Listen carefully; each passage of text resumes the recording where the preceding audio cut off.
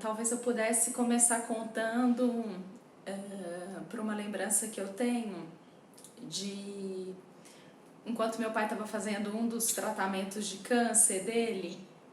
Eu me lembro de ter olhado assim pela janela e numa conversa com alguém a gente falou sobre, né, a arquitetura daquele prédio que nós estávamos naquele momento e que tinha um espaço assim grande na frente, que era então uma pausa arquitetônica ali, né, um respiro, e que aquilo era bom assim no meio do caos da cidade.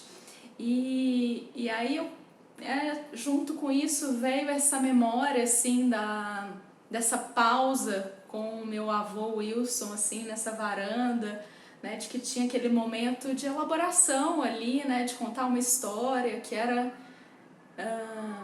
um momento mesmo de rever, de contar, de poder ajustar o olhar. E que esse momento ele é possível aqui na minha casa também, né? Que a minha janela, assim, digamos, é a minha pausa.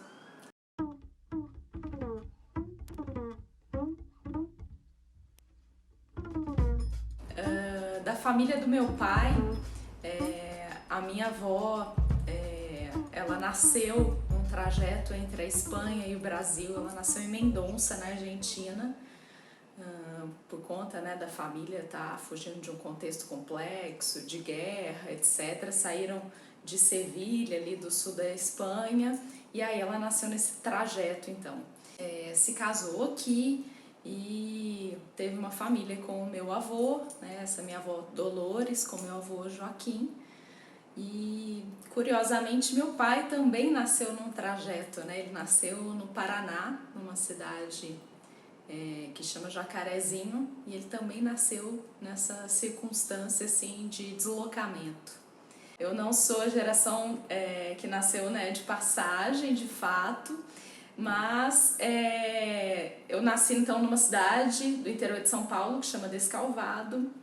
Vivi lá até meus 18, 20 anos, quando eu saí para estudar na Universidade Federal de Ouro Preto. Me mudei para Mariana, e aí minha história de andanças, né, de passagens, começou muito nesse momento. E então fiquei 4 anos ali estudando História na UFOP, depois me mudei para BH. Quando eu me mudei para cá, logo que eu me mudei, eu me lembro muito de uma poesia, de um poema que saiu na revista Piauí, sobre o JK. Eu fico até emocionada assim, de lembrar, e ali eu comecei a perceber muito como o JK ele gera assim, nos moradores, ou pelo menos em mim, essa sensação de compartilhamento da vida, claro, né? São várias pessoas morando juntas, mas também a possibilidade assim, de ver a cidade, de admirar, né? Não só de admirar o próprio JK, que dá para ver da cidade toda, mas de você também ser espectador da cidade, você também poder olhar para a cidade, né? Isso é uma coisa que eu gosto muito assim, de acordar todos os dias e ver que a cidade não é igual, né, todos os dias, que ela está sempre diferente, o céu, a cidade, as pessoas, o trânsito. Eu gosto muito disso. Olha, eu poderia dizer assim que as minhas melhores lembranças aqui no JK, elas estão ali assim na beiradinha da janela, naquilo que eu dizia mais cedo, de poder ver, né, de poder admirar a cidade. E eu gosto particularmente, pelo menos, né, nesse momento da vida, eu tenho gostado muito do pôr do sol. Então tenho ótimas lembranças ali na beirada da janela, vendo o pôr do sol. Eu gosto muito de ter assim pequenas memórias, não em excesso, né, mas ter pequenos ali objetos que possibilitam que a gente viva novas coisas, né, veja de outras maneiras assim. Acho que essa coisa de morar aqui no JK, né, de poder olhar a cidade, tem muito disso, assim, de como olhar para a mesma coisa não é olhar para uma coisa igual todos os dias, né?